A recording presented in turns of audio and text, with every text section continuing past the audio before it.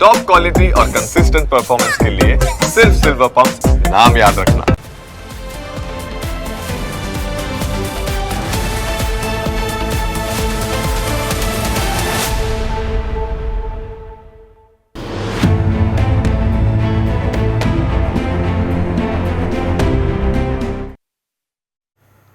કોઈપણ શહેર હોય કે બે શહેરોને જોડતા રસ્તા જો તેનો વિકાસ થાય તો દરેકને ગમે, ખાસ કરીને નાગરિકોને, કારણ કે તેના જ કારણે શહેર ગતિ પકડે. પણ ક્યારેક અધૂરા આયોજનના કારણે લોકોને હાલાકી ભોગવવાનો વારો આવતો હોય છે. રાજ્યમાં થયેલા વરસાદના કારણે મોટાભાગના રોડ રસ્તાઓ ધોવાઈ ગયા છે. વરસાદ દરમિયાન ધોવાઈ ગયેલા રસ્તામાં પણ વાહન ચાલકોને હાલાકી પડી હતી. પરંતુ વાહન ચાલકોને આશા હતી કે સરકાર નવરાત્રિ સુધીમાં તેમને સ્વસ્થ રસ્તાઓ આપશે, પરંતુ નવરાત્રિ સુધી ચાલે વરસાદ સરકારે પેચવર્ક કરેલ રસ્તાઓ પુનઃ એકવાર ખખડધજ થઈ ગયા છે. હાલ રાજ્યમાં વરસાદે વિરામ લીધો છે. તેમાં સરકારે યુદ્ધના ધોરણે બિસ્માર રસ્તાઓની મરમ્મત શરૂ કરી છે. પણ અહીં વાત એક રોડની છે. અનેક લોકો અમદાવાદથી ગાંધીનગર અને ગાંધીનગરથી અમદાવાદ અપડાઉન કરતા હોય છે. પણ આ લોકો નિયત સમયે ઓફિસ પહોંચી શકતા નથી અને તેનું કારણ છે ગાંધીનગરને અમદાવાદથી જોડતા બ્રિજનું કામ. સ્થિતિ એવી કે નરોડા નિકોલ રિંગ રોડથી ગાંધીનગર તરફ જતા સરકારી કર્મચારીઓ સહિત અન્ય વાહન ચાલકોને ભારે હાલાકીનો સામનો કરવો પડે છે. નાના ચિલોડા રિંગ રોડથી ભાટ સર્કલ પર જતા વચ્ચે સાબરમતી નદી પર આવેલ ભાટ બ્રિજ દર ચોમાસામાં ધોવાઈ જાય છે. સામાન્ય દિવસોમાં આ બ્રિજ પસાર કરતા માત્ર 3 થી 4 મિનિટનો સમય થાય છે, પણ અત્યારે સમય વધી જાય છે. નિકોલ અને નરોડા રિંગ રોડ ઉપરથી ગાંધીનગર તરફ જવા માટે નીકળતા વાહન ચાલકોએ રિંગ રોડ ઉપર જતા પહેલાં સાચવવું પડશે, કારણ કે નાના ચિલોડાથી લઈને ભાટ સર્કલ ઉપર પસાર થતો જે બ્રિજ છે, સાબરમતી નદી ઉપરનો જે આ બ્રિજ છે, બ્રિજ ઉપર છેલ્લા 1 માસથી કામગીરી ચાલી રહી છે, જેના કારણે નોકરિયાત વર્ગને જે છે તે ઓફિસના સમય કરતાં 2 કલાક વહેલા ઘરેથી નીકળવું પડશે.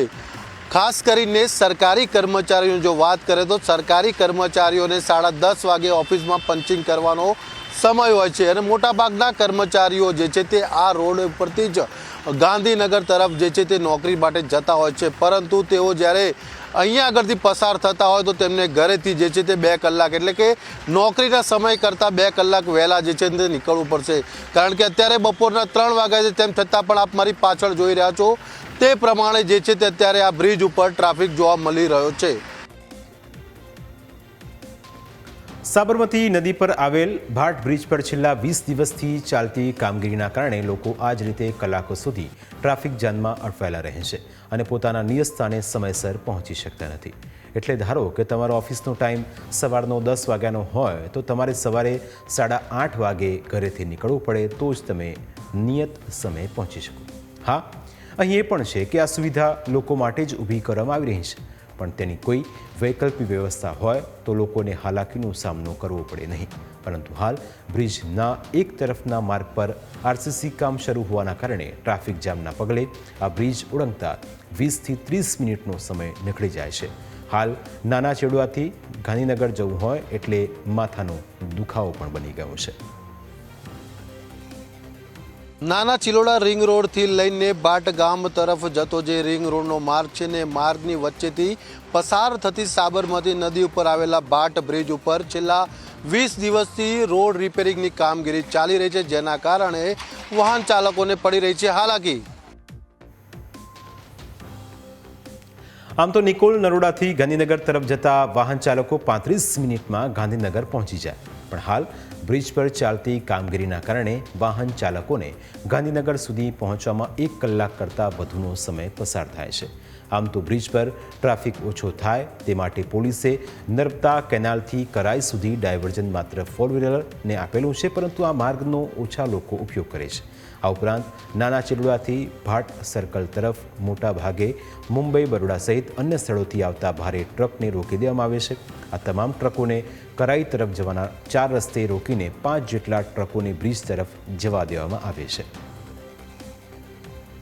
સાબરમતી નદી ઉપર આવેલા ભાટ બ્રિજ ઉપર છેલ્લા 20 દિવસથી ચાલી રહેલી કામગીરીના કારણે પબ્લિકને હેરાનગતિનો સામનો કરવો પડી રહ્યો છે। કેટલાક વાહન ચાલકો તો કહી રહ્યા છે કે સરકાર જે છે તે વહેલી તકે આ રોડનું સમારકામ પૂર્ણ કરીને બ્રિજ પુનઃ પ્રજા માટે કાર્યરત કરે, જેથી પ્રજાને જે હાલાકી પડી રહી છે તે હાલાકી દૂર થાય। કેમેરામેન નરેશ બુટિયા સાથે મલ્હાર વોરા, ન્યૂઝ કેપિટલ, ગાંધીનગર। તો પ્રાઇમ 9માં આજે બસ આટલું જ। ફરી મળીશું આપને સ્પર્શતા મુદ્દા સાથે। ત્યાં સુધી રજા આપશો। નમસ્કાર।